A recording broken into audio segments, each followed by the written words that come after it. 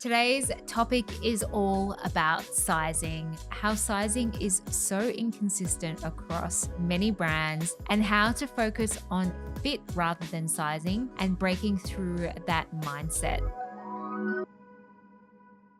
I'm excited to do this one because it's something that really impacted me when I first started my style journey. And it's something that really held me back from discovering my personal style. So I hope this episode is going to be helpful because for me, it was a huge barrier in terms of purchasing pieces that were the right fit for me. And when I let go of sizing, that's when things started to really improve in my life. When I first started my style journey, sizing was a huge barrier for me. I would walk into a store and try on a number of pieces. And if I found that the size that I thought was my size, if that piece did not fit me, instead of trying on different sizes, I would completely reject the piece altogether. So this meant that I didn't really explore my personal style in that shop because I would say, well, the size didn't fit me and therefore that piece is not for me. And I actually see this a lot with styling clients. Sometimes we can get fixated on size, and it's definitely something that I went through in the past as well.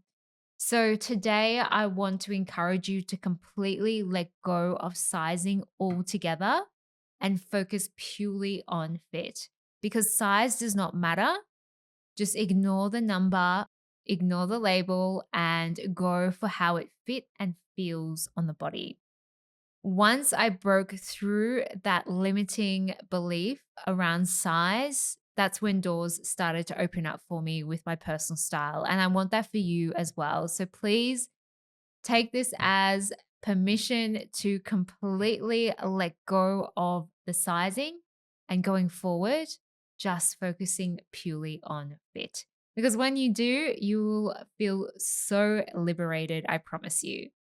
After many years in fashion, I can tell you that the sizing is very inconsistent across different retailers. So, say an Australian size 12 might fit you in one store, but when you pop over to the store next door, it may not fit you at all. That's why it's so important to focus on purely fit. And then that way, you're letting go of the sizing and you're letting go of the hold that it has on you in terms of exploring your personal style and that feeling that it may bring you as well. Clothes should make you feel good. They should make you happy. They should bring joy to your life. So if those clothes are not fitting you properly, it's not you, it's the sizing that is inconsistent. So, when you're looking for fit, here are my top tips. So, for any tops or jackets, always have a look at the shoulder line. Now, the shoulder line should naturally end at your actual shoulder line. So, just have a look at that seam and make sure that that seam runs across your natural shoulder line. If it's too low, then it may make your shoulders look droopy. And if it's too high, then that means that it's probably a bit too small for you. So, having a look at that is a good place to start. Now, you also want to do a bit of an arm test. So, pretend you're driving or you're hugging someone. You want to be able to move your arms pretty freely in that top or jacket. Also, making sure that the underarms are not cutting into your actual underarms is also really helpful too.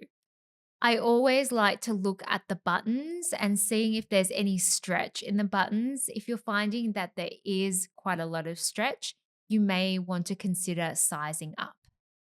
And lastly, you may want to do an arm test where you raise your arms up to the sky and see how far your top rises. You shouldn't have too much of a dramatic rise when you do that. With trousers and skirts, I would firstly do a sit test. So have a look for a seat in the change room and just do a sit test and see if it's actually comfortable when you're sitting down. Because sometimes you'll find that when you are sitting down, the waistband might dig in or it might not be as comfortable as standing up. and you will be sitting quite a lot in general. So making sure that you do that sit test is quite important. Also, have a look at the pockets. If the pockets are really puckering, then again, you may want to size up in this piece.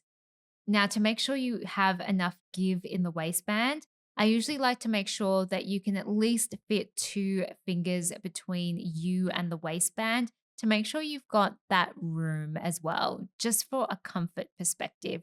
You don't want it to be digging in too much into your skin. And if you are buying pants, just making sure that there's not a lot of horizontal lines across the front of the pant.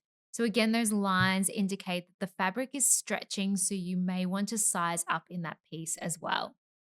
Now, with dresses, you want to make sure the waistline sits at the natural part of your waist. Now, if it doesn't, you can always get this altered, or alternatively, you can use a belt to actually accentuate your natural waistline as well. Again, you should be able to walk, sit, and move naturally in the dress. So, just moving around the change room or having a bit of a sit will be really helpful in determining that. The length should also hang evenly all around. If the front is too short or the back is too long, you may also want to change the sizing of the piece just to play around with the lengths. And finally, you don't want it to be really pulling and stretching across the chest area. So just looking out for that as well. And same thing with the buttons. If it is a button down dress, just making sure that the buttons are not stretching or pulling too tightly.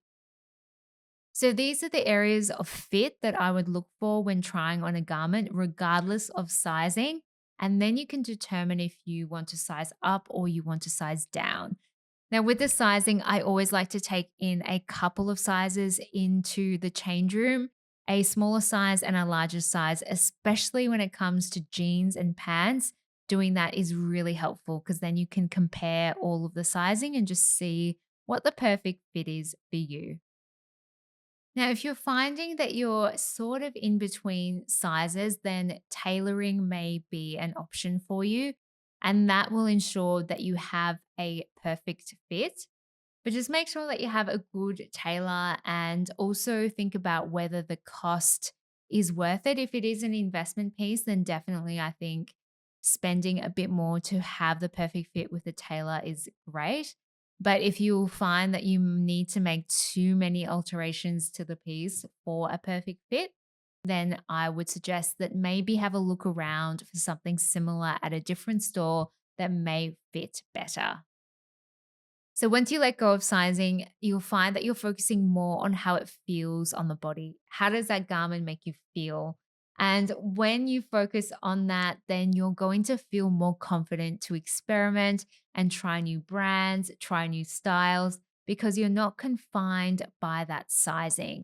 And for me, this was such a liberating piece of information because it allowed me to experiment with my style and also feel happy and confident when I'm shopping, as opposed to walking into a store and trying on my usual size and finding that it doesn't fit, and then going into this negative spiral, and then just leaving the shops feeling terrible because I feel like I couldn't find anything that suited me.